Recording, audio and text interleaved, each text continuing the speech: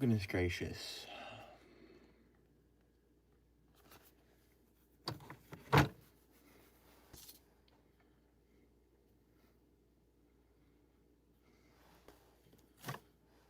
So, today we are tying some trout streamers.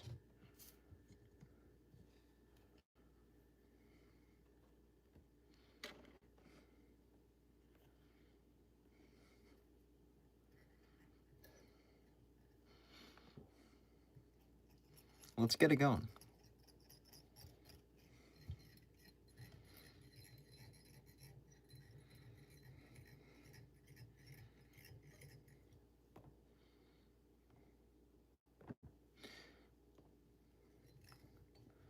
And because we're fishing because we're tying trout streamers, we've got a 50-pound mono extension, because that is what we do for trout streamers. It's very fun to do, at least.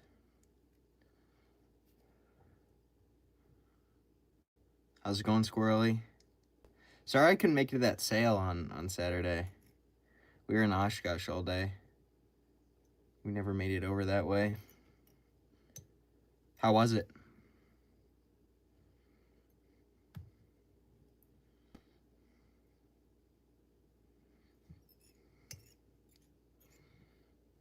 Oh boy, we're looking blurry again today. Oh my god, I hate YouTube. Oh goodness gracious. Okay, that should be fine.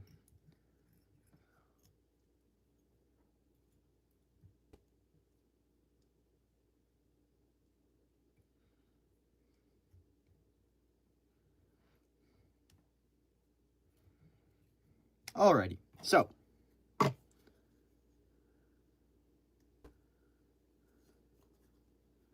there's some musky stuff. Very cool.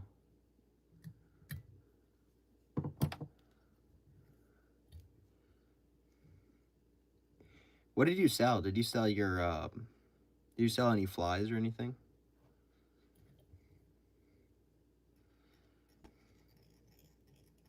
Alrighty, let's get to blending some bucktail. A little bit of chartreuse to start this off, and we'll blend in a little bit of mustard, as I call it. Official name is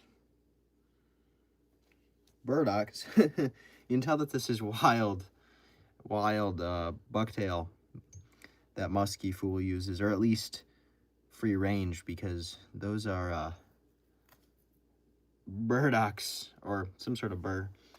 Not burdocks, some sort of burr that's in my bucktail. We're blending some chartreuse and some mustard colored together. I think technically this is called like ginger or something, but it's mustard colored. And we're just blending them together just by stacking them on top of each other. And let's tie a trout streamer. So I'll just cut this off, and I'm going to start this guy off with just a straight tie before we get into, you know, reverse tying and that type of style of tying. Oh, nice. Yeah, I just tied up a walleye jig not very long ago this morning. They're very easy to tie. Anybody that tells you that jig tying is hard needs to take a really long look in the mirror. They're very easy to tie, in my opinion, at least compared to the flies that I tie.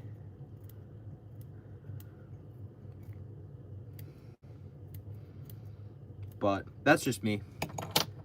But yeah, I did a like a 3/8 ounce jig head, and I just snipped off the, you know, the barb that holds the soft plastic in place, and then I did, or live minnow, depending on what you're doing, and then I just did chartreuse on top, ginger on the bottom, and then blended chartreuse and ginger together for the sides. Took me like a minute and a half to tie. There we've got our initial straight ties in, and we can get going on the actual body of this fly. So we're going to start off with some chartreuse. And I'm going to blend in some white.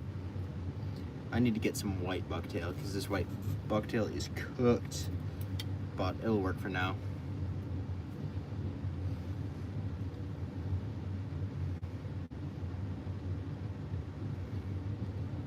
Tie light color on the top, not the bottom, because minnows are naturally light on the bottom. Yeah, that's what I did too. Did I say that wrong? I might have meant, yeah, I might have meant the other way if I said that the lighter color was on the bottom. Yeah, I did the same thing. Just like what you do for Clouser, you know? Yeah. Although sometimes doing the opposite could probably help, I would imagine, because it would like anti-camouflage them. Kind of like, I guess that's like the point of black flies, is it like makes you less camouflaged. That's why black bellies are sometimes really good. And I'm just gonna reverse tie this in. And I'm using 6/0 thread for anybody wondering. Oh my gosh. It's literally so ironic, just as I use 6/0 thread and my thread breaks. That's embarrassing. I think I've done this on a stream before. I was using 6/0 thread on a big old fly and it broke. Whoopsies.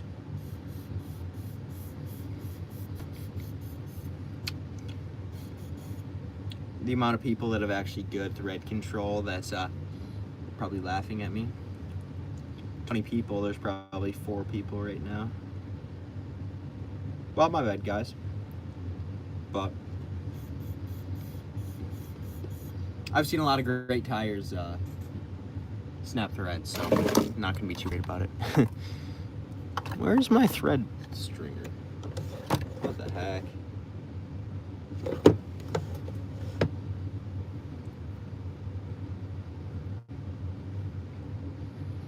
But yeah, I'm just doing like a trout, because I tie a lot of, musky flies, and people always ask like, yo, can I, kind of switch? Let me grab a musky fly quick that represents this. Can I switch one of these into a trout style pattern? And I always say yeah, and you can definitely do that, but now that I can, I'm actually gonna tie a trout streamer using the techniques that I do in my normal videos to kind of show that you can tie trout streamers and bass streamers and smallmouth streamers and pike streamers like I do for bigger musky streamers and things of that nature. So let's restart this. As you can see, I've got whites and chartreuse splendid, if people here are new. And I'm gonna go ahead and tie these guys in, just like so. Spin up my threads so it's nice and strong and corded. And I'll tie this in. And then I'm not trying to spin this hair around so much as I am trying to just keep it on top. So that way on the very bottom I can put, a nice sparse amount of white bucktail.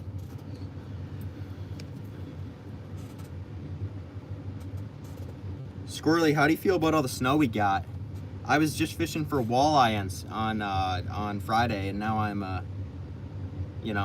deep within my house with 20 inches of snow outside. How's it going, Bambi Clouser? I'm sorry I didn't notice your thing. It's like really weird delay, I feel like, between like when I'm talking and when things come in, because like people's responses are usually like 3 minutes after I ask the question, so I think there's some sort of really weird delay between either when I'm talking, when it gets to you, or whenever.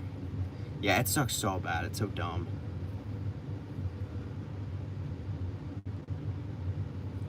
Oh, sure, Flashaboo. That's smart. Flashaboo for walleye. Okay. And for this first one, I'm still gonna, I do this on musky flies too. I'm just gonna do a bullet tie, because bullet ties are just more efficient, and I don't need a ton of bulk at first. So we'll do that. And move up. And we'll do a nice sparse tie-in of chartreuse and ginger. So pretty sparse on this tie, I think. Yeah, it's so dumb. The snow. Hopefully it'll thaw out quick. Although freaking 20 inches, that'll take until freaking August to thaw. Oh, it's so dumb. And I'll just do a little thin amount of ginger. And I'll blend these guys together.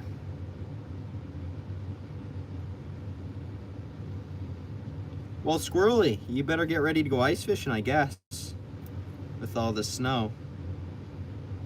Just getting ready for open water season. Our tournaments will be delayed. Long-term delayed.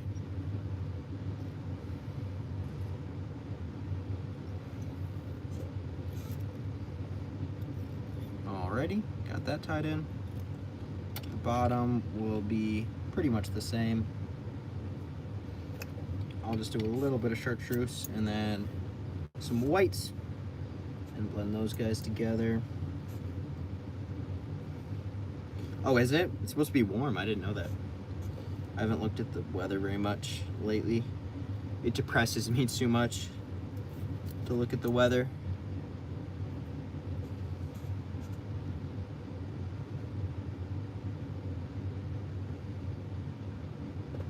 Is there ice on the river and stuff?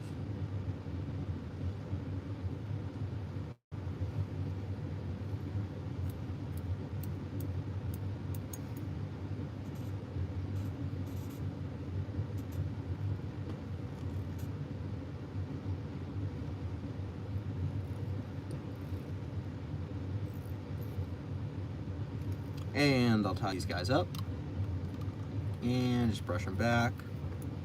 Just like so. And I think I'll do another bullet tie. No ice on the river, okay. Well, that's good. The walleye will hopefully keep running. I did go walleye fishing, but no walleye, unfortunately. I had one hit. It could have been a pike or something, obviously, but it wasn't current. But it hit, but it took off my minnow and didn't do much more than that, so. Was kind of annoying. And I'll do pretty much the same blend as I did on the last one, just some chartreuse, pretty sparse, and then some ginger, which is my new favorite color. I'm loving this ginger color. It's musky full bucktail, by the way. But Squirrely, have you tried musky full bucktail for your jigs and stuff that you tie? Oh, there was some walleye. I won't say his name, but just for privacy reasons on a live YouTube stream. But there was one of our friends who was catching some walleye. Biggest pike I've caught, 35. I live in an area of the United States that unfortunately has a lot of pike. Squirrely can attest to this.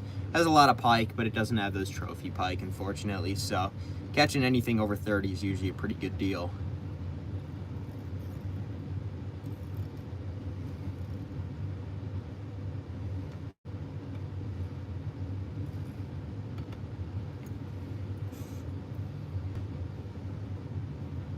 But yeah, pike on the fly are super fun though. They're very fun.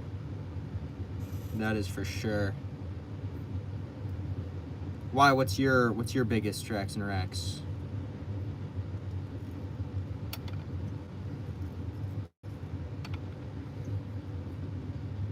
This is a sloppy little fly I'm tying today, not gonna lie. I'm not locked in anymore. I was tying some nice flies this morning, but my mind is mentally fogged from all the flies I've tied today, I guess. No, we'll do a bullet tie, or we'll do a hollow tie. Ooh, we might have gone a little too sparse on this one. It'll be fine. I'm gonna tie in some hackle on this one.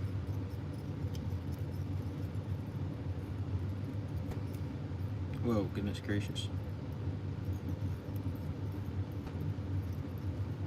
There's a nice hollow tie. Deeper and deeper. Alrighty. Through the bottom you go. Okay. And I finally get a chance to use some of these smaller feathers for things that are not actually just hackling around flies. So that's nice. I'm using a grizzly hackle whiting pro grade, by the way, for people wondering. Not that there probably are people wondering, but just in case you were. How's it going, G Ma Beth?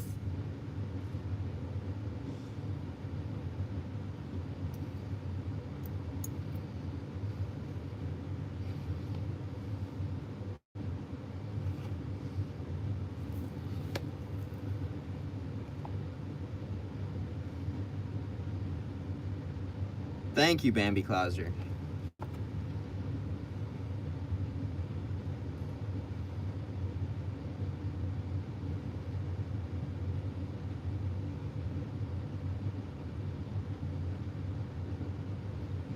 That is true. That is true, Squirrely, because we have, or I've caught walleye, not during the run, several times, in that area that we were fishing. So we are potentially onto something that they were not running, and they're just native walleye that stay there. I know, like the the river that goes out of. I'm not trying to spot burn right now. The river that goes out of the major lake that's south of my house. Even has walleye in it. I know, because I've heard of people catching walleye, even though it's tiny, obviously, just a little smallmouth stream, but apparently it has nice walleye in it. So, yeah. So I'm sure you know what I'm talking about, but even those have walleye in it, so I would not be surprised if you're not wrong. So we got some hackle in there. That's not really for like actual utilitarian purposes, but more so just because it looks cool. And if you have confidence in a fly, you're more likely to fish it harder and do better on it. A little bit of Zappa gap on it. I probably should have been doing that all along, but this is more going to be like a big brown trout centered fly than a pike or a musky fly. Obviously it's pretty small, so I'm not too worried about teeth. More so durability, obviously, but durability, this shouldn't be too bad. I do have a fair bit of Zappa gap on this nonetheless. But let's get in another little clump. I'm gonna do some more chartreuse. Yes, they have massive walleyes in there, so it makes perfect. And that's why there's that's why there's musky in there. That's frankly probably why there's so many smallmouth in there. So they either go into the the main river, or they stay in there. So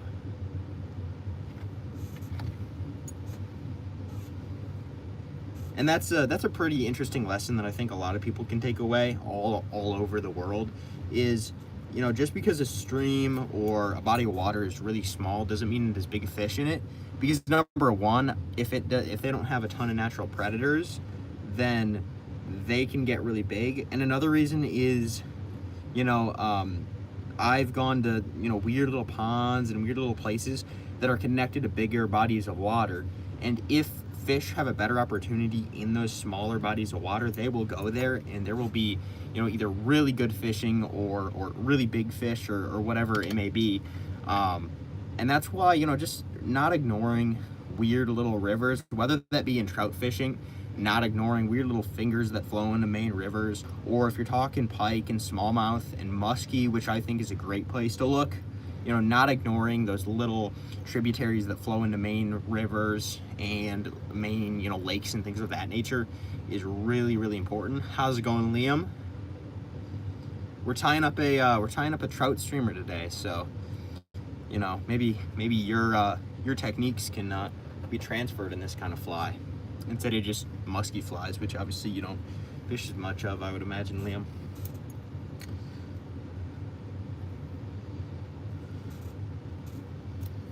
A little bit of chartreuse on this bottom.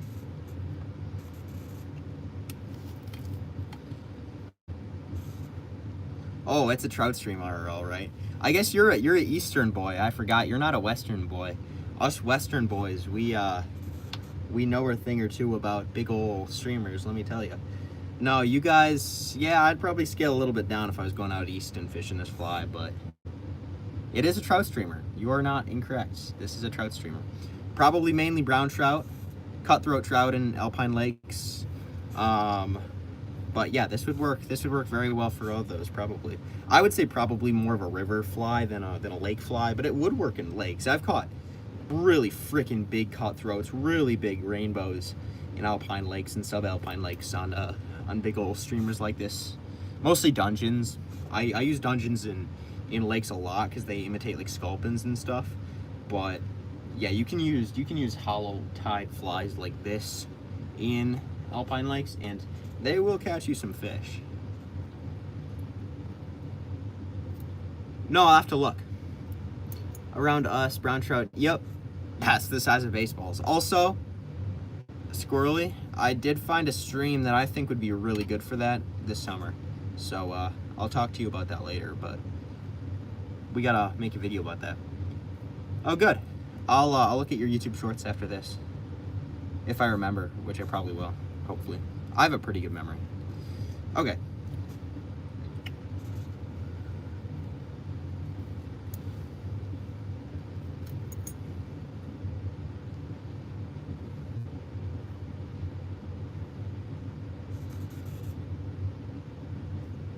Liam, is it warm by you, or is it horribly cold? Because around me and Squirrely, it is horrible. Ooh, nice! You're getting a new action camera. That's nice. What kind of a Casso or whatever they're called, or GoPro or what?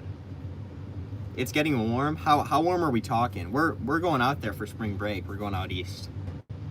So gotta know the temperatures, you know, how it's doing, how the waters are doing. I want to do some trout fishing when I'm out east. I'm not going quite as far north as you, Liam. We're going more like, you know, like North Carolina area. We don't really know where we're going yet, but that general region. So, ooh, some days 70. That's nice. Alrighty, we're getting ready to do our final few clumps in this big old brown trout fly. So we're gonna start off with another blend. We're gonna do some ginger. We're gonna do some chartreuse, and then we're also gonna grab some black. And by the way, for people watching, this is grade A bucktail, and this is Clouser grade, and they're basically the same thing. But grade A is just has slightly longer stills, and I don't know, I'm pretty sure there's some differences that Musky Fool would tell you about, but yeah. So if you're wondering why they look different, that's why. I don't know, I think mostly the grade A's just look a lot better. Also, grade A's look so good, but so you can mix and match all sorts of bucktails. I also have some that are just like the normal, I don't know, Wapsie or whoever makes other dyed bucktails. So yeah, I don't really know where I was going with that, but I'm gonna continue doing that. You're gonna get an Osmo DJI Osmo number 4, hashtag not sponsored, because they're only like $200 and way better than the ones we use. Yeah. No, I like my camera, but it's definitely starting to get a little outdated. Or my action camera. I mean, not my normal camera, but my action camera. It's starting to get a little outdated. It's still a really nice camera though. You do dirt biking and working on your farm all week. Very nice. You're a dirt biker. You're a no good dirt biker. I'm just kidding. Ooh, we might have to build up a little bit more. It looks like this might be our last bundle. In that case, I'm gonna blend in a little bit more interesting stuff. So we're gonna go in with some Clouser grade black. Just a little bit of variancy to this fly.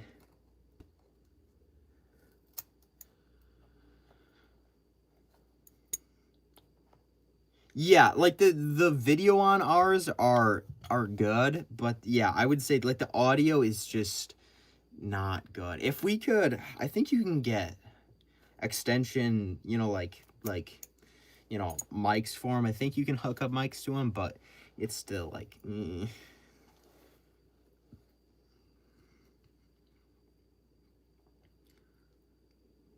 Yeah, you were telling me about that last time, about the feathers you get there. We've got black, chartreuse, and ginger. I think this is, I call it mustard, but I think the official name, at least on the supplier that I get these from, is ginger, but I call it mustard because it's a mustard color. And I just blend these guys together just by stacking them if people haven't seen that before, and then I throw them into a hair stacker. Oh, how's it going, young man? K Fishing Pro. How are you doing?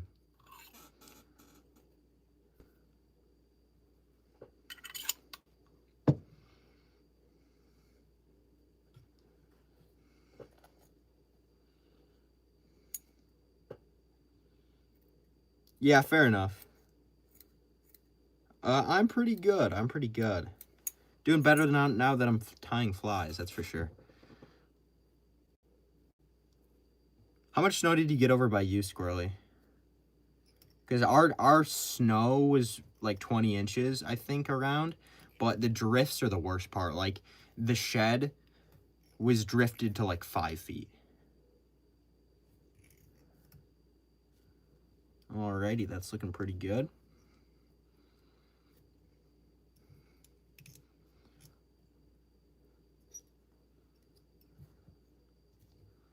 Alrighty, there we go.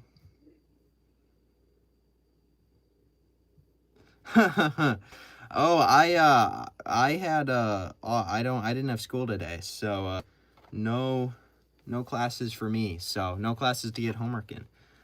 But no, I'm all good tonight. Tomorrow though, that's a different story. And we'll do a little bit of black and some white as well.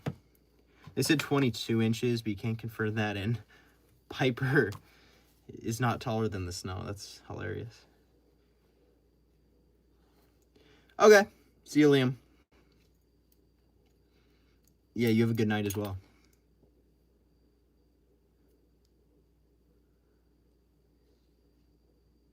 Yeah, I stumbled upon your channel, K Fishing Pro. I'm pretty sure I'm subscribed to you. Yeah, I think I am. I don't know. I was like, I think it was on YouTube Shorts. I can't remember where. But yeah, I have seen a couple of your videos.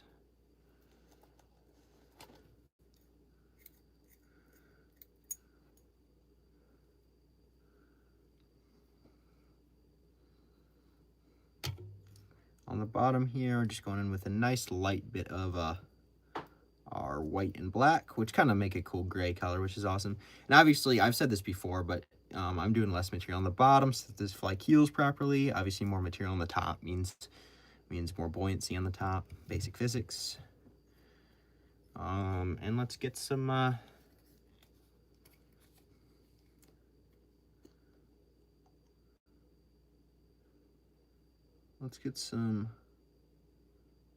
Zappa gap on there. And we can fold this over.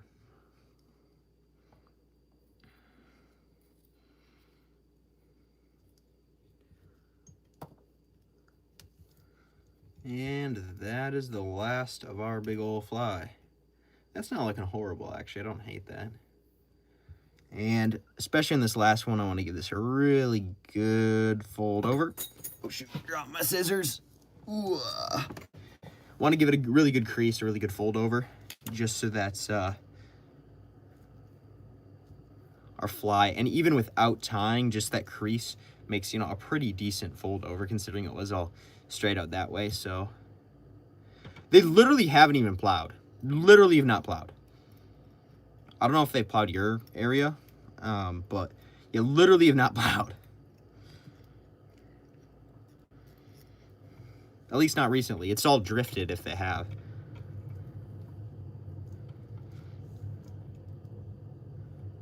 Yeah, they're not, the county is not doing a very good job, let me tell you at that. And I mean, it's kind of fair. Like, what are you going to do when 20 inches of snow randomly pops up? So, it's fair enough, but it is kind of funny. Alrighty, that's not too bad. I'd like to pack it down just a little bit more. I'd like it to look like that versus that, but tied your first synthetic fiber tonight. It looks a lot like an old broom. Need to use less material and let the fibers create the shape instead of trying to shape it with scissors. Yeah, so my tip with synthetics, and this isn't a great example because this is kind of a crappy fly, but this just tied with MFC scales and tails.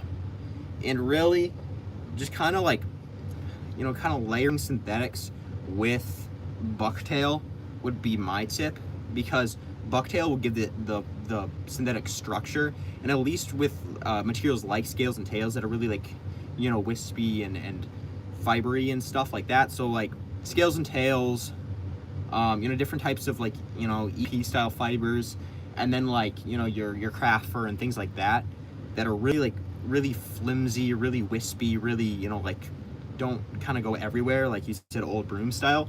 If you had school today, oh dude, yeah, we do not have well,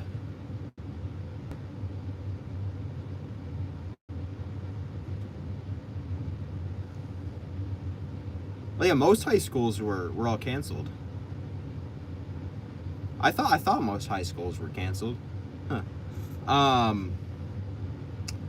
But yeah, just kind of like layering that like the synthetics over, you know, like more stiff fibers like bucktail will help everything kind of like have structure, because without it, it'll all like kind of like thin down and just kind of like look like a little pencil in the water. So if you give it structure with those thicker fibers, it'll help to create a more cohesive shape to your fly. Thank you, K Fishing Pro. I think they're pretty cool flies. I think kind of layering synthetics and naturals together is a cool way to do flies.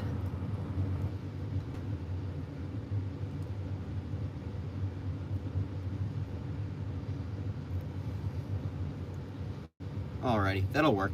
That'll be fine.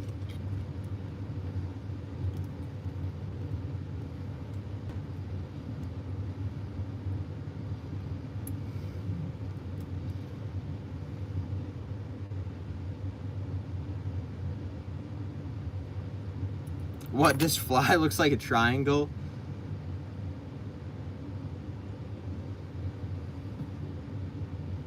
Well, luckily with this fly, because it's so loose, it will slim down in the water. So when you strip, it'll look like this. But still looks kind of silly, but it'll do fine. Because there's plenty of buoyancy on the top, not much on the bottom. So it'll ride right side up. And it will, you know, when you strip it, when it gets wet, it'll slim down probably like this. Like this probably, kind of. Yeah, like that. So it'll look pretty good, I think, in the water. But right now it does not look great.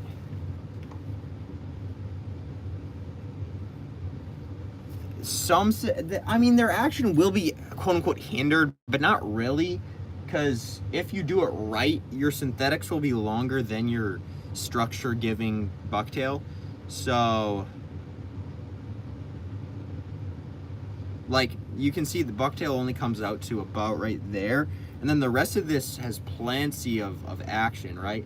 Like, even if I just grip, like, it's got plenty of action, right? But that bucktail just gives the main body of the fly action, which you wouldn't really have any real action anyway because it's a solid hook, right?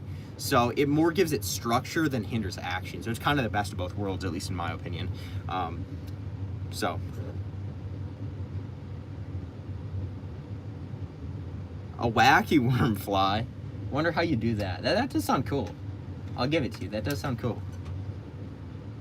Oh, I thought that this was the fly I just tied. Whoopsie daisy. This is the fly I just tied. Okay. I did give this a whip finish. That's good. Oh, yours is a triangle. Okay, I was gonna say. Yeah. I'm sorry, I misunderstood you. Yours looks like triangles are fine. Like, I don't know what you mean by why does my screen all blurry all of a sudden? Goodness gracious. AM or PM?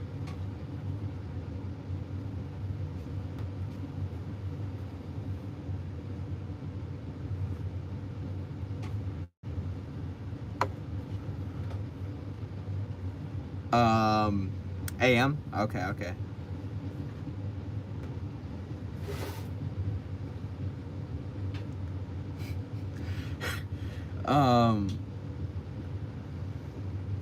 But yeah.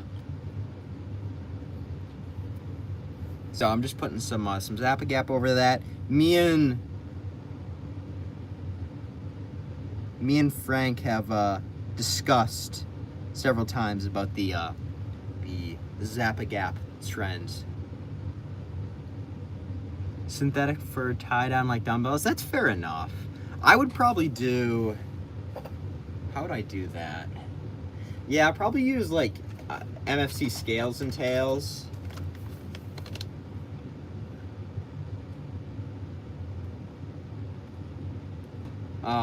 I'd probably do a dark color. I don't know. I low-key can't really remember if they have a brown, but like do like a brown color. Probably use like EP fibers. I'm a scales and tails glazer, but how's it going? Chenille wouldn't be bad either. I don't think it'd be that effective though, low key. I would rather just tie, fish like a baitfish pattern, I would say. But yeah, that is this baitfish pattern. If you guys have any requests, please do leave them down below. But there's a nice little pike / brown trout / rainbow trout fly for you / big alpine lake cutthroat trout or subalpine,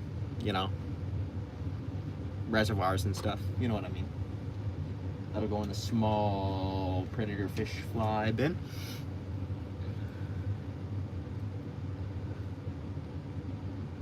Yeah, oh dude, I've used it to glue together my running shoes. And yeah, I use them to glue together my running shoes many times. I like to get a lot of miles in on my running shoes, and yeah, they work very well for all sorts of things, let me tell you. Okay, see you, K Fishing Pro.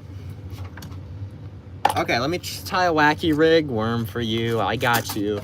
Let's tie it on a big old stinger hook, because that seems like a good, because this is for largemouth mainly.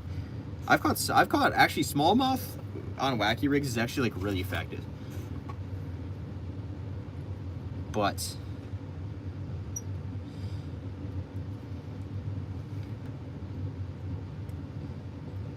Mr. Frank, did you use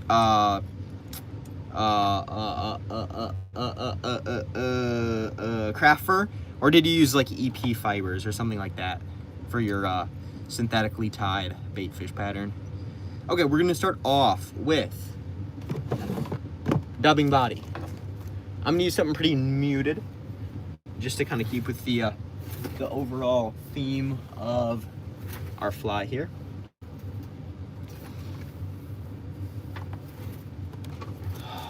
Okay, you know what, we're gonna use some I can't remember what kind of fur this is. How's it going, Milligan?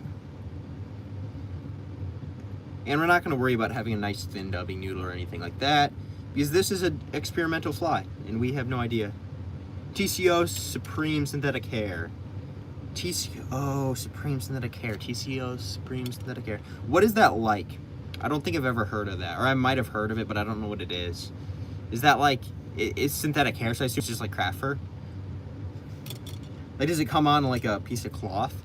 Or is it like loose, like like EP fibers or some MFC's synthetics? Like a toothbrush. Does it come? Wait, what? I'm so confused. Like a toothbrush? Like it comes on a stick? Or like it's just like really thick like a toothbrush? Oh, yeah. I know what you're talking about. I know what you're talking about. Yeah. I know what you're talking about now. It's kind of weird. Okay, see you, Squirrely Outdoors. Yeah, I've tried it before. It's kind of weird. Like, I don't know. It's like, if what I'm thinking about is what you used, it's like really weird and it's like, it behaves kind of like bucktail, but like it's like, I don't know. Like it fans out really freaking weird, and it's just like, I don't know. I'm not a big fan of it, honestly.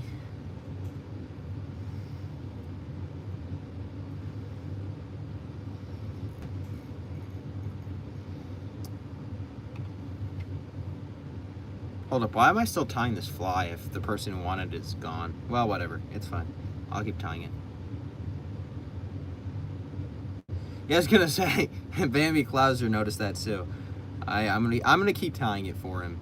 He's here in spirit, right?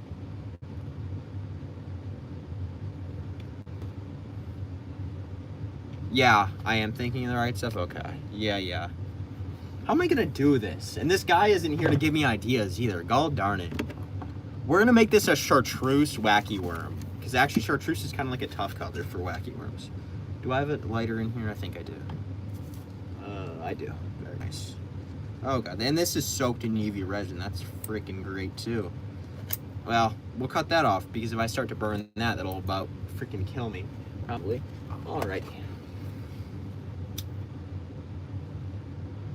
Probably shouldn't show a lighter on camera. I'll probably get banned by YouTube. Shadow bans, knowing YouTube these days.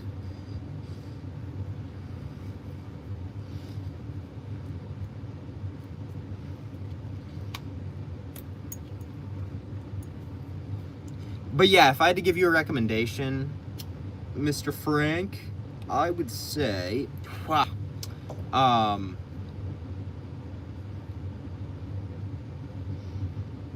the man is back. Yes, sir.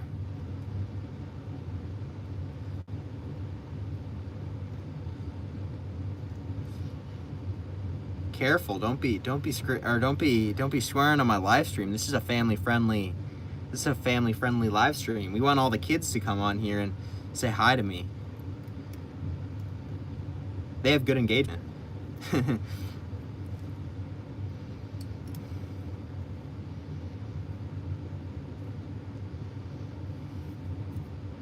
Alrighty, wacky worm fly. Oh yes, you did censor it. I just noticed that. My bad, my bad. I was about to ban you. Just kidding.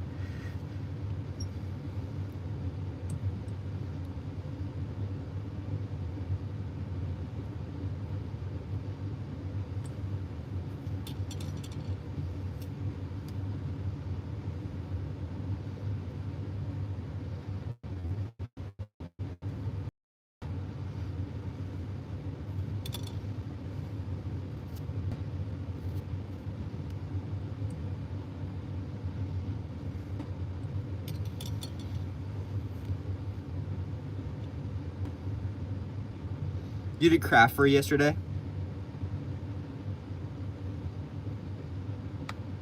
This isn't paracord. This is some weird craft cord that has like a foam inside. It's really weird. I could probably tie your paracord. I've tied your paracord fly before. I don't know what you're talking about, but it's not actual paracord, so I can't do like the you know, like the 7 inner strands that are in paracord. I can't do that, but I could do like the outside body, but I'd have to like insert like white hackle or something to get that same effect, or probably could just use like antron yarn or something. But alrighty, there's your wacky worm squirrely.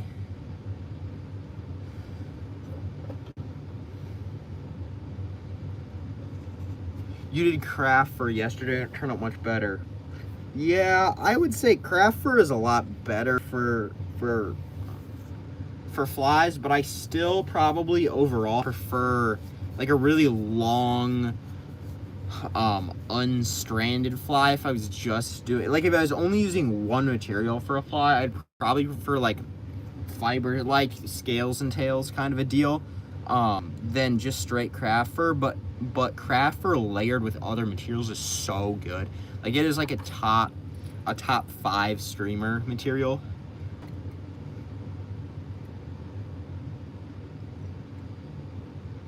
Oh, round shoelaces. I like that idea, actually. That's not a bad idea. Yeah, you get some like brown shoelaces. That'd be pretty sweet, actually.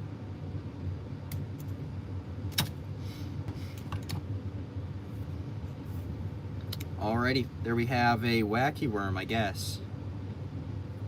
At least he came back for a little minute, but that's a wacky worm fly. I'm about to be like canceled from the fly fishing community for making this, but there we have it. Any other recommendations / requests? I'm sure Frank has got some requests up his sleeve. You know what? I'll tie up a craft fur fly. I'll show how I tie mine. I haven't tied a craft fur fly in a long friggin' time, but I'll give it a shot. We're using a size 2-buck Daiichi saltwater hook, which I got for $2 at a fly tying show. Pretty good deal. in my book. We're going into the craft fur box. It's been a long time since I've gone in here. Not gonna lie. This brings back a lot of good memories. And I don't have any whites. Oh, dude, this is heartbreaking. Oh, I have a little bit of chartreuse that I can use. I can make like a chartreuse fly. A little bit of, just barely a little bit of yellow. What other colors could I use? Do I have any orange? I do have like a minuscule amount of orange. Why did I do that? Alrighty.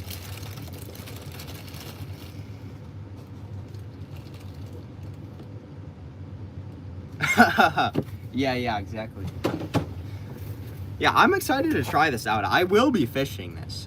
Rest assured, I'm going to go to a pond, a bass pond, and I will be trying this. It'll probably catch fish. I bet it'll be good. Let's tie up a craft fur fly. Haven't done this in a long time. I think I'll start off this guy probably with I'm gonna go with just a standard tail. This is some really short stapled craft fur. Like, it doesn't have really long staples, unfortunately, but it should still make a good tail. We don't need a super big long tail all the time. It'll stop short strikes too, so that's a bonus. Oh yeah, that's plenty long. Alrighty, and I'm just completely straight tying it down. No need to. Alrighty, and now we're gonna blend some craft fur together because I haven't done that in a long time. If I remember right, last time I did this, I like really hated it, but hey, I mean, we don't learn from our mistakes around here, so we just kind of go with whatever I feel like. So, got some chartreuse or green. I guess it's not really that chartreusey. It's kind of chartreuse. We'll go in with a little bit of orange. Bam. And a little bit of yellow. Bam. It feels so weird to not be blending bucktail, but to be blending craft fur. Craft fur is such a cool material, though. I do like craft fur. I just don't blend it very much. Okay, let's blend these guys together. I should just probably name this channel like Blending with Ewan or something. It's just straight just blending bucktails together.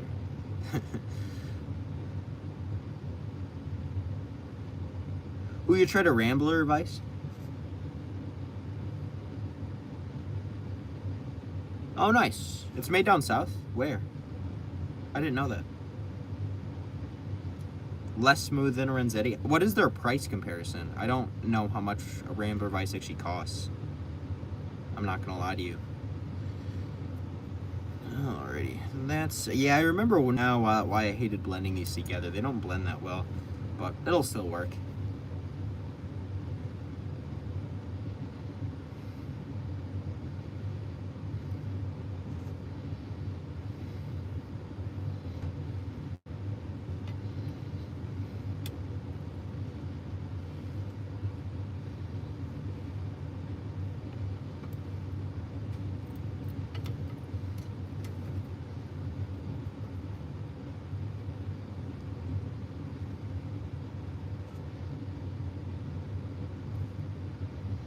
Alrighty, there we have it.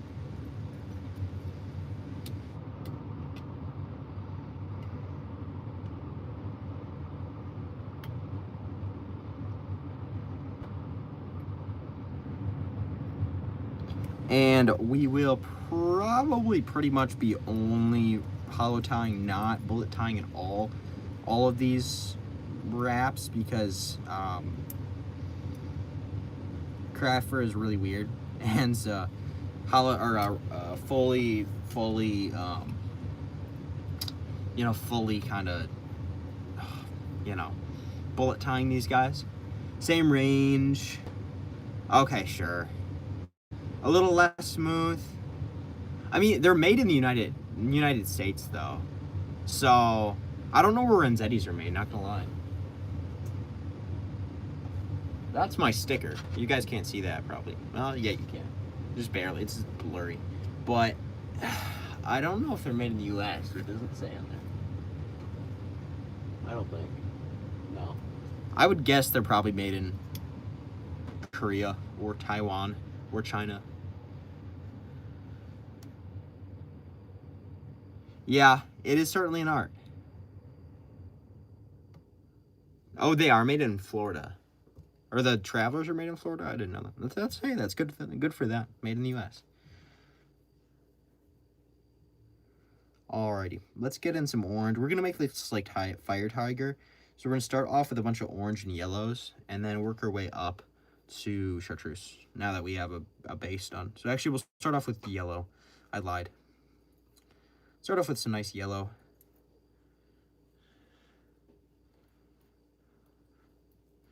Cut off some of that.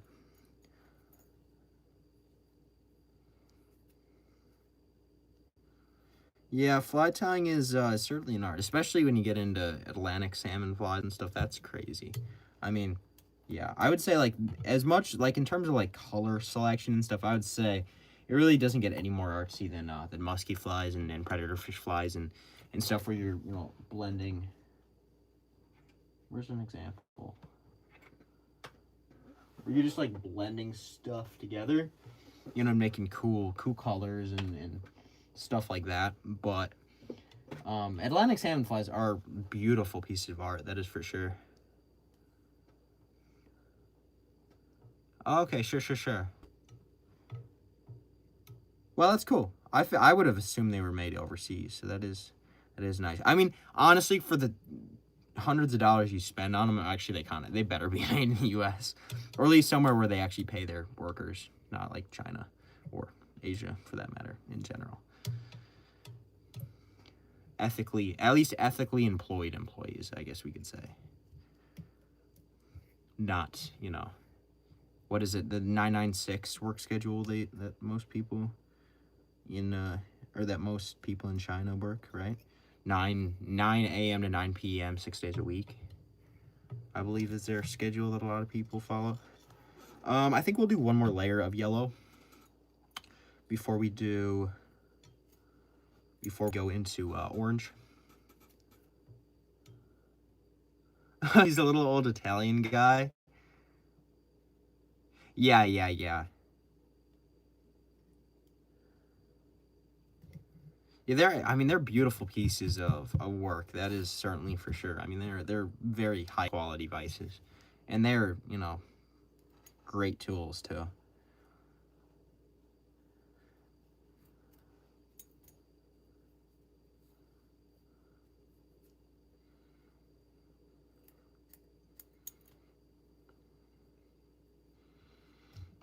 I might have to put a keel weight on these. Just because the way that I'm tying this is not super thoughtful. Because, I don't know, craft fur just behaves weird. So I think I will have to maybe put some keel weight on this. But I can show you guys how to keel weight, so that'll be cool. But basically all you do is you put some lead around the hook, and that's about it. Put a little super glue on there, and that's about it.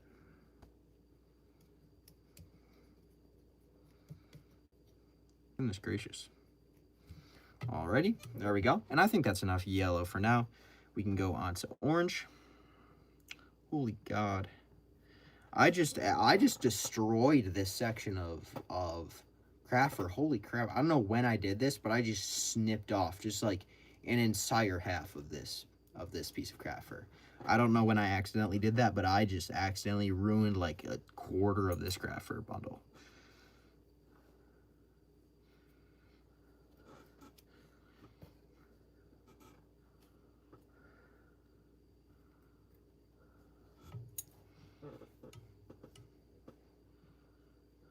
Alrighty.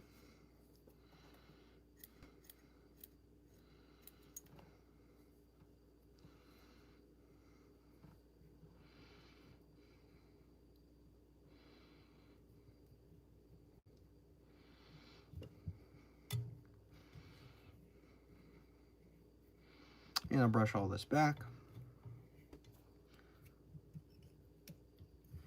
And we will continue to hollow tie. Another reason why we don't need a bullet tie at all on these flies is because when you fold them over, they will like stay there.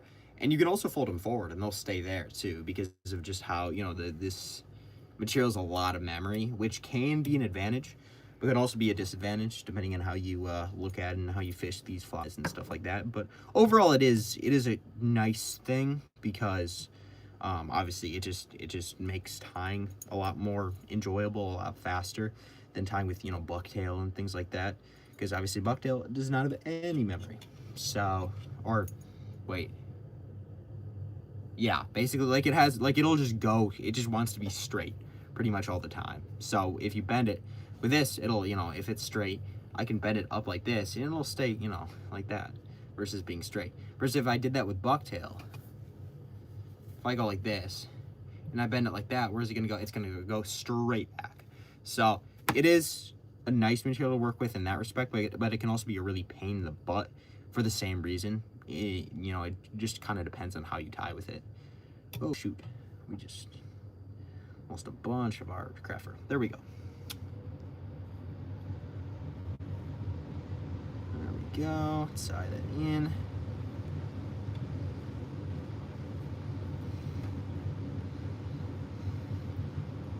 Cut that off. Tie that in.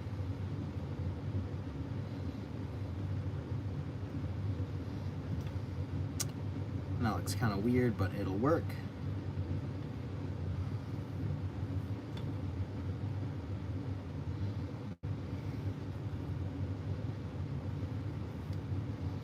There we are. Whoops. Almost just bullet tied that, like I just was explaining why we don't have to. And I think at this point, it's got a nice little layering system. We can apply some nice chartreuse or green. I don't know. That's chartreuse enough. I would say that's chartreuse. Like, is it quite neon enough? I don't know, but you know. And I'm not brushing out the fibers, or, you know, like the under fur of this, because it does add body and it adds rigidity, if you want to say that, to the fly. So we don't need to brush it out with a dubbing brush or anything. You know, leaving that in will add body, and it'll add just more oomph to the fly overall. On the bottom, same thing. And my vise is coming loose. Hooray. This happens a fair bit.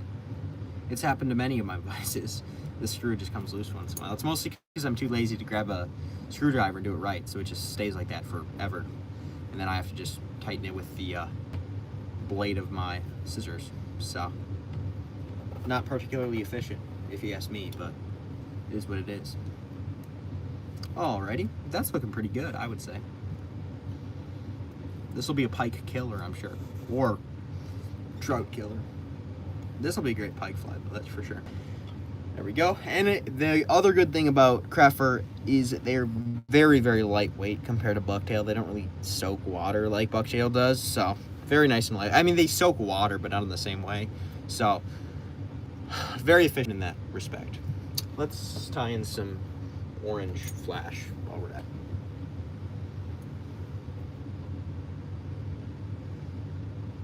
You could be. I mean, like, my flies, like, I don't know. They're like, a lot of people tie them a little sparser than I do. I do generally tie my flies pretty dense, and you'll see that across, like, all my flies. Like, I tie really tightly packed flies usually.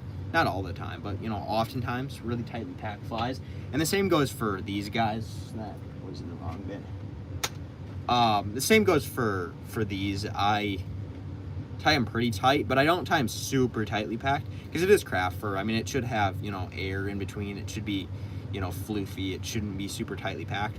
So I would say, yeah, this is, if I was gonna like tie these for the rest of my life in one way, it'd probably be like this. In terms of this consistency, like, I don't know, do a little pinch. It's all about feel.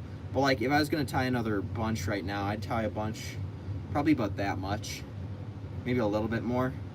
So yeah, you could be using too much. Try to imagine you're doing bucktail and then like have it pretty much. Like, you don't need nearly as much material as you would for bucktail. Yours is about twice that depth. Why is my thing so blurry all of a sudden? What the heck? On here, it's not blurry at all, so it must just be my camera. Yeah, I would say, yeah, about half as much as you would on a standard fly. What am I doing? Would be probably pretty much ideal.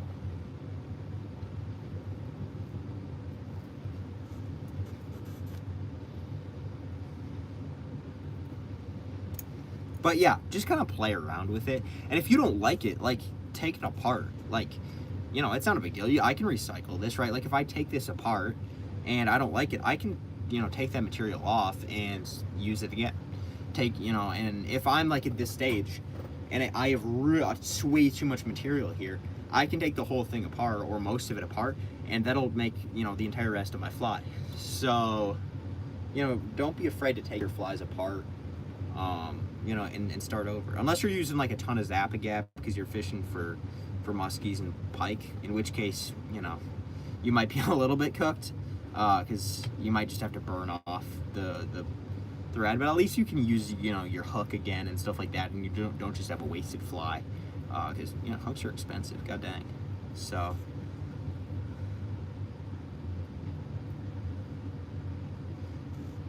Oh, I take flies apart all the time. I mean, all the time is a bit of a stretch. I take my flies apart a fair bit because if I tie a really freaking crappy fly that I just know it's not gonna float, it's not gonna work, I'm gonna you know, kill it off because there's no reason to waste the hook in my mind. Now, if you know you're really good at tying flies and you know maybe like you don't really tie flies that you'll just mess up so bad that they're not fishable, which is very possible. It's mostly like dry flies that's the case.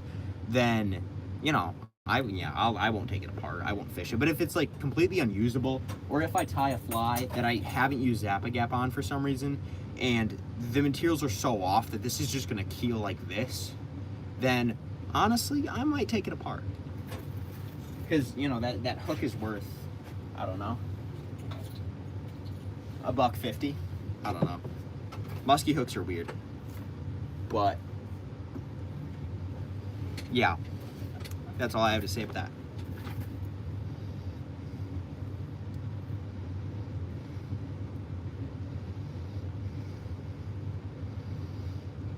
I'm just gonna kind of cut off this flash because I don't love how long it is.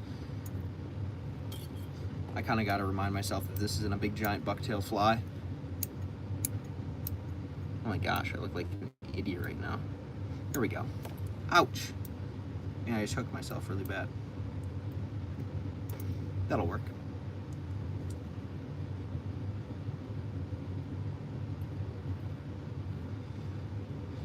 And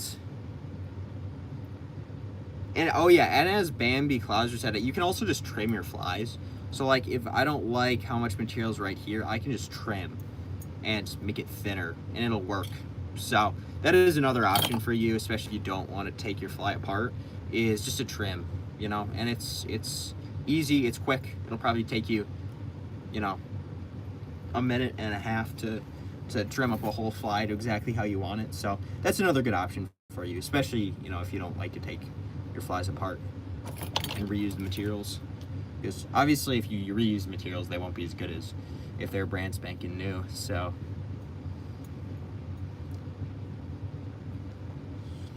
to me, stick to me like caramel, walk beside me.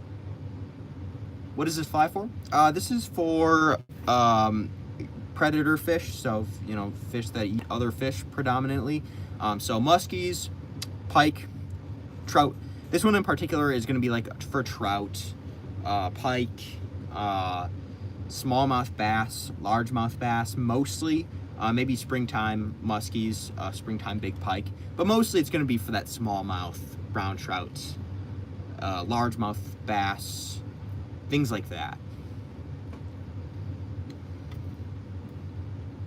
And on this bottom, I'm going to kind of blend, but in an unconventional way. I'm going to do chartreuse or green. Big fish, yes. Just as Bambi Clouser said. In an unconventional way, so I'm just going to layer that that chartreuse first, and then I'm just gonna put a little bit of yellow.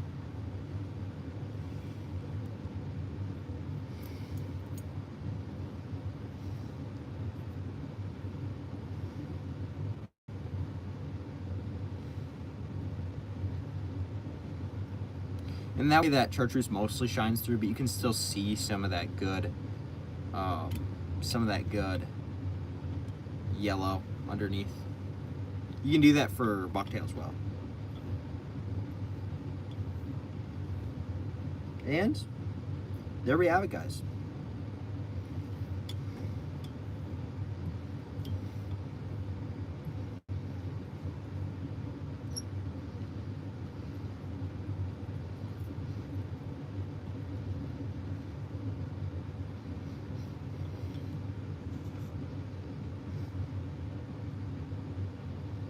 And there we have it, guys. Hopefully Mr. Frank appreciated the craft fur fly build.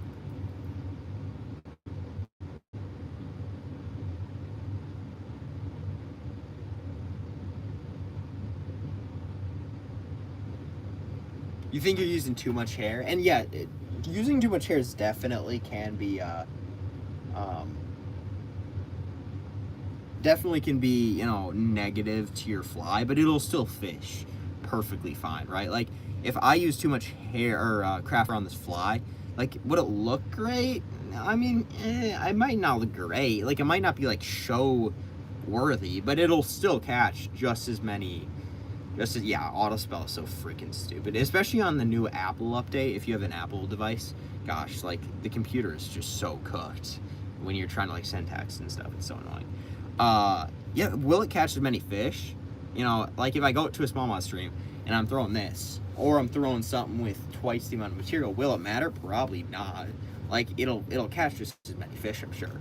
So I wouldn't worry about it too much. Obviously, like we can always get better and we can always make prettier flies, but in terms of fishability, like it'll catch fish. It'll catch fish, absolutely.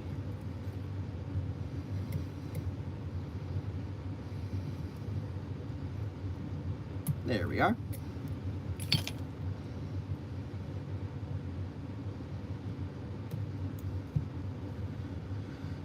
And I don't hate that. A nice little fire tiger look to that fly.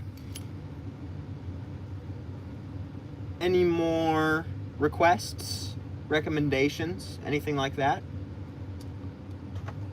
A little bit of Zappa Gap. I got a brand new bottle of Zappa Gap, everybody. I'm sure you all are very proud of me. For those of you who have watched videos where I've struggled with the big giant canister, but got a bottle. And this one has a brush, so I'm feeling pretty special today. I've got a brush. I used that on my last video. I tied a river pig, which I would have tied for you today, but I actually don't have any more jig hooks. But I am very proud of this fly. I love river pigs. It's a jig style musky and pike fly. Although I could also probably tie it for like brown trout and stuff. You have the same vise? Very cool. Yeah, my I loved my Renzetti Traveler. It's a absolutely wonderful vise. The best vise I've ever used, I would say. Alrighty, guys. Well, thank you very much for watching me tie one of these guys. Does anybody have any requests, or are we done here, or should I tie another musky fly, or what's the vote? I don't think I have my pike box with me right now. I'll set this in my springtime musky fly box area, I suppose.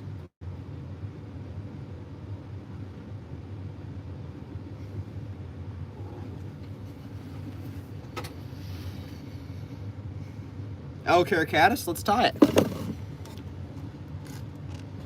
I'm gonna tie it big so you guys can see this.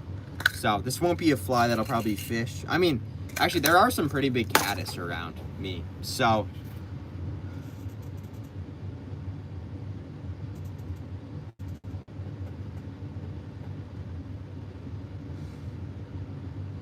I'm using a size 10 here.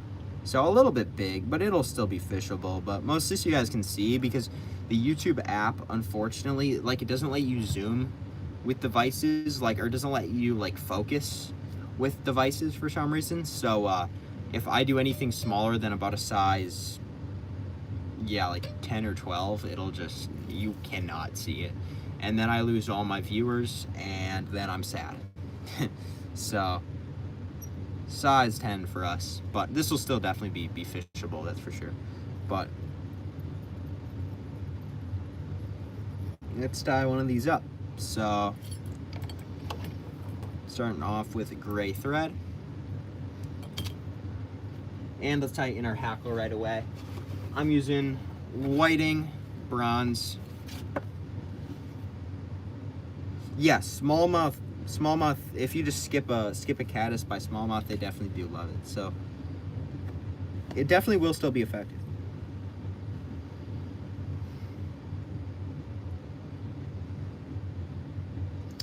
And just slightly bigger hackle than that.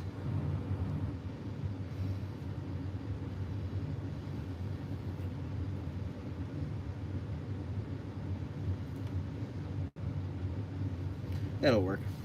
I usually use just slightly smaller hackle on caddises than I do on mayflies, so not too much smaller. If you tie too much smaller hackle, then they just look really friggin' stupid. But if you tie like with really big hackle, they just, I don't know, they don't flow well. They just like look dumb. So especially get most caddis that are like in the surface film for any period of time are normally like dying. So, or, you know, injured or something like that, or drowning. So, you know, having smaller hackle allows them to like sit in the surface film versus like sit like actually like on top of the water. Alrighty. Let's use, what we can use for dubbing on this one. Let's use some Adams gray. Make a nice gray caddis. And we'll make a relatively slim dubbing noodle, but like you don't need to make that slim of a dubbing noodle, because on caddis, like, you do want a fairly nice body. Like, I'm not making like a crazy, insanely thin mayfly body. Like, I do want this to have a little bit of depth, so I'm not gonna make it like so it's just coating the thread. Like, I am making a real dubbing noodle. At least that's how I tie my caddis. Whether that's accurate or not, I don't know. Don't really care, honestly. I think they look good the way that I tie them. So, sorry, that sounded kind of like dumb. Like, that sounded like I was being like really cocky, but I don't know. I just tie mine thick. That's how I was taught. That's how I have always done it.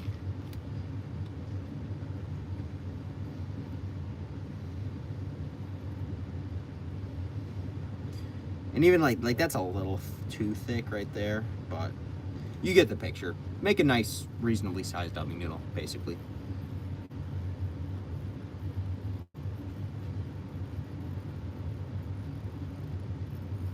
You don't need to make it insanely thin or anything, you know, just a generic, general dubbing noodle that I'd use on a nymph or anything like that. You know, nothing too thick, but nothing like incredibly thin.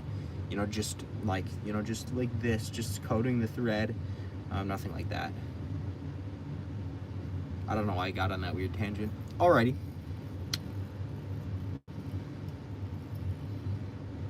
I'm gonna add just a little bit more to the front of this fly. And then we'll get on with it.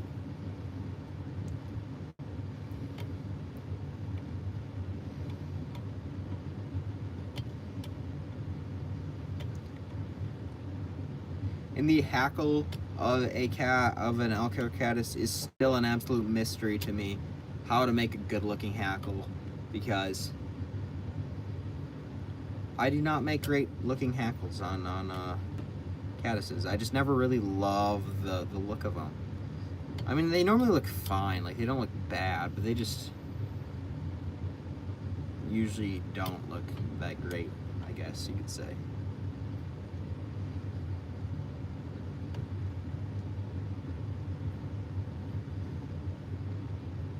Yeah, it was a pretty thick feather. That is true, Bambi. This was a weird feather, that is for sure. I noticed the same thing. Okay, and now to my fly. I'm just gonna do just a little tiny.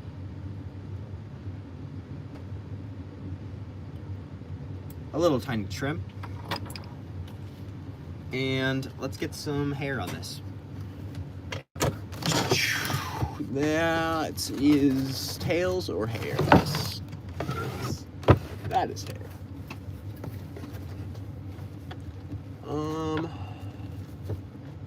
Let's use some of this. Okay, let's discuss hair. For elk hair caddis, I do use elk hair a ton, but I think that like always tying with elk hair is just not necessary. So today I'm gonna tie with some deer hair just to show that you can. Because I feel like, I don't know, a lot of people, like I've heard people literally say, dude, I have deer hair, but I don't have any elk hair. Dang it, I wish I had bought some elk hair. I can't tie my elk hair caddis now. Like, bro, you can tie an elk hair caddis with deer hair. Like they have very similar properties in terms of floatability.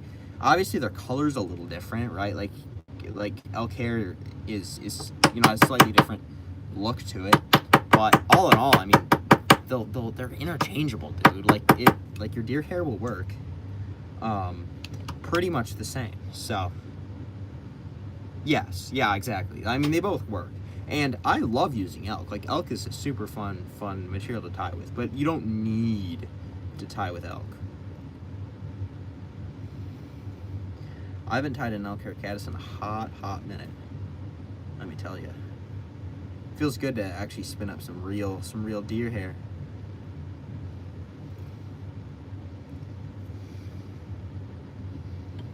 Alrighty. Make sure those are nice and separated.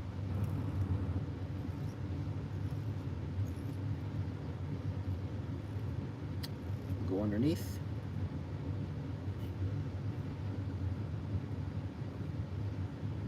Now I'm gonna grab my arrow point scissors, and I'm gonna take all of these butt ends and just stretch them out as much as humanly possible.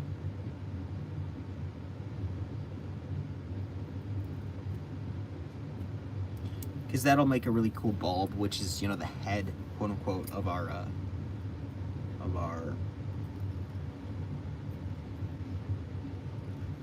fly, or of our caddis, my bad. And then I tend to actually whip finish underneath. I know a lot of people whip finish here, but I whip finish underneath. A lot of people do, you know, either one. Yeah, some real deer hair as I tie up the elk hair. Yes. I mispronounce a lot of things, let me tell you. I have called bucktail, buck hair, or deer hair more than once on live streams as well. So, it's just in my blood.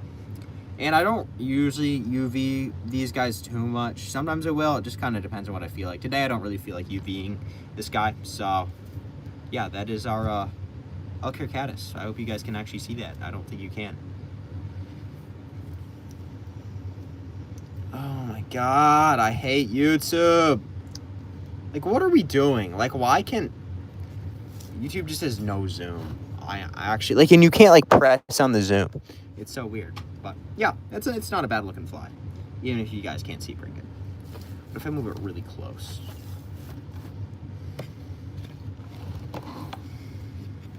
Does that work? No, it does not work. It is definitely not work.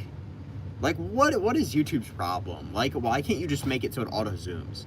Like, why do you make it so it, like, the only zoom area is like right here? Like, I don't know, that's so weird to me. But whatever.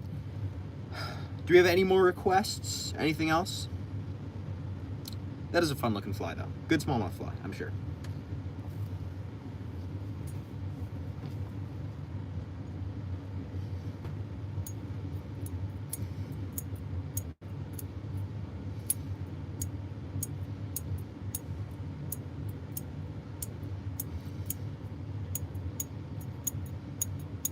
Notice how we lost half of our people just by waiting to see if anybody wanted me to tie a specific fly. That shows how cooked our hola, Fusion Duster. Are you in the Spanish speaking mood today? Alrighty.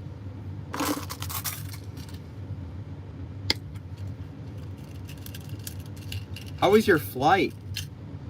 Did you guys get through or did you guys get delayed with all the snow?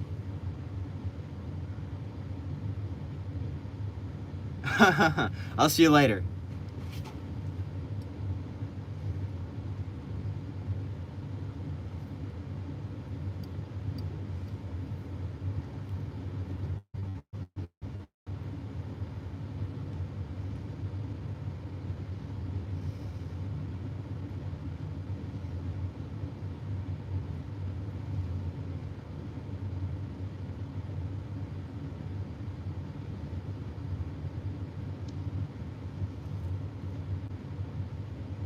There we go.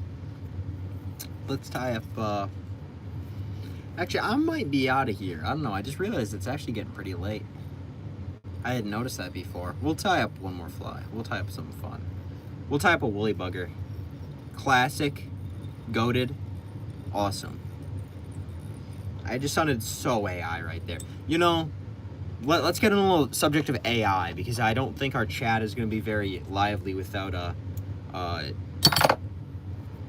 any of our standard people, Liam and Frank. So we'll discuss AI. We will discuss AI. I hate AI. I write like AI. It's a true statement. I always have. I use the Oxford comma. I was taught to use the Oxford comma. I love making lists of 3. I love using M dashes. Like I have to change the way that I write because of AI. Because people call my work AI if I don't change the way that I write. So needless to say, I have a hatred for large language models. So yeah. So and if ChatGPT is listening and is going to come for me in the future, that's okay, because you know what? Whatever. But yeah, I am not a big fan of AI, just because of the damage it has done to just because of the damage that it has done to my writing and my work as a whole. So not a big fan. And it appears that Bambi Clouser is in agreement to that statement. I don't know why I picked this color. I have no chenille that matches this at all. So it looks like this is going to be a wine and olive colored fly. Actually, hold up. I've got a cool color in here. I've got this very cool sparkly black color that will look like a bloody black, which will look cool. So let's do that.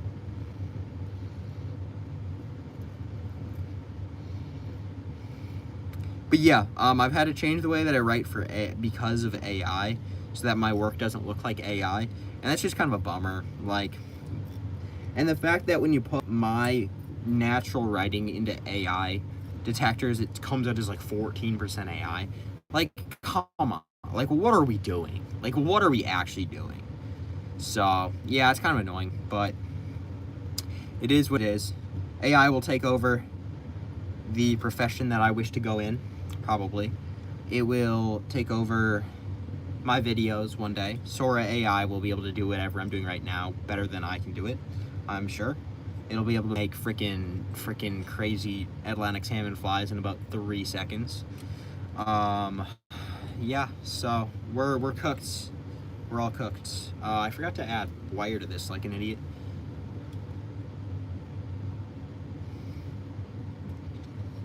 But sorry to be a bummer. Let's get back to tying.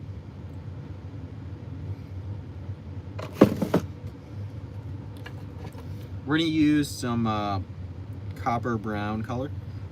I think it kind of matches this wine and black color we're going for, so that's why I'm using it.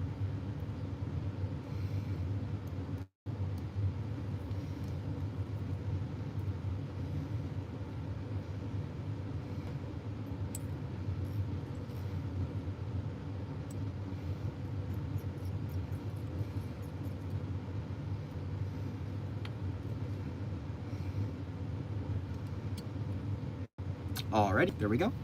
And now we can wrap our chenille forward. Oh, dang it, the flash is like coming off in my hand. It's not really going on the fly, that's kind of a shame. Yeah, like you can barely see it. Well, it'll still probably look cool. It'll be fine. Oh, now for my number one nemesis, which is tying woolly buggers without a bead. And with big chenille to get over as well. An absolute nemesis of the tying process as a whole. Let's go in with some brown hackle, just because I think that'll be a better look than grizzly or some other hackle looks.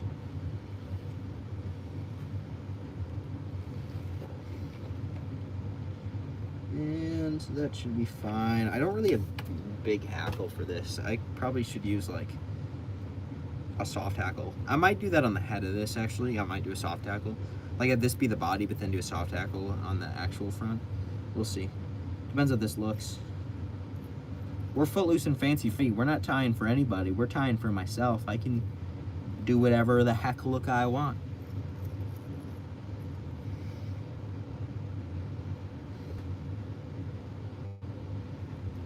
Do a few front wraps.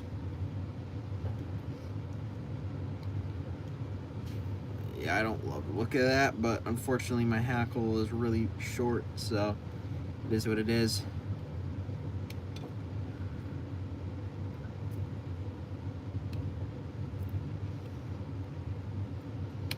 Deeper and deeper down to the bottom we go. To the bottom. Yeah, I think we might do a soft hackle head on this.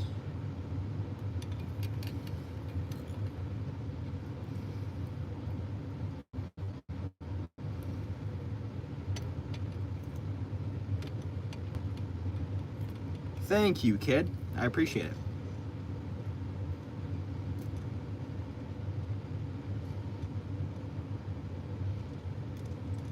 And we'll just helicopter that off. And then let's get a soft hackle in here as well, just because I think that looks kind of dumb right now. There we go. We've got a soft hackle from a pheasant.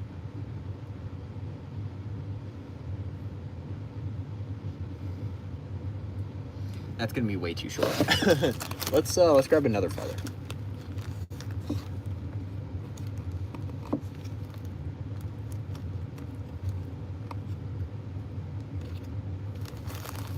From the exact same bird, we've got another pheasant feather. Looks a little different. Still looks cool though, and actually looks more wine colored, so actually it's probably better.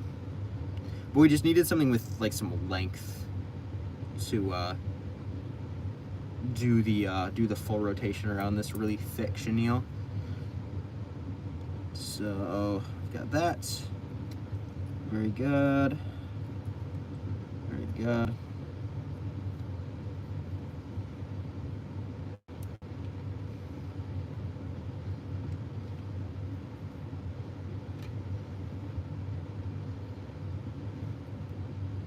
There we go.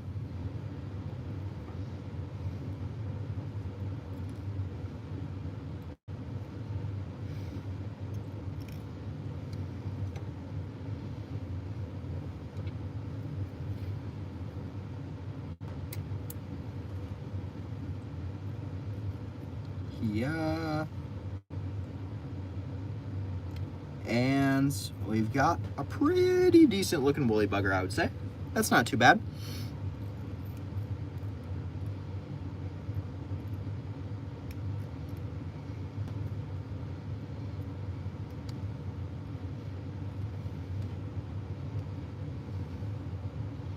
And let's get a whip finish on this thing.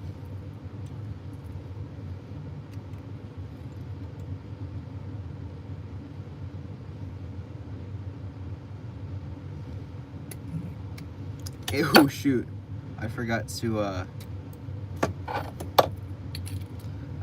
cut off my little hackle tip. Adds character, you know. Alrighty, guys. Well, things are starting to quiet down. It is 9 o'clock, for me at least, and it's probably about time for me to wrap up. But if you guys have been watching and enjoy what I've been doing, whether you're a fly tyer or not, please do consider subscribing. It really helps me out, and I really appreciate it if you do. If not, I'm not here to beg, but it is free, and it very much helps me out. But thank you guys so much for watching. Please do consider watching my next live stream whenever that is, and thank you guys so much. I'll see you guys next time.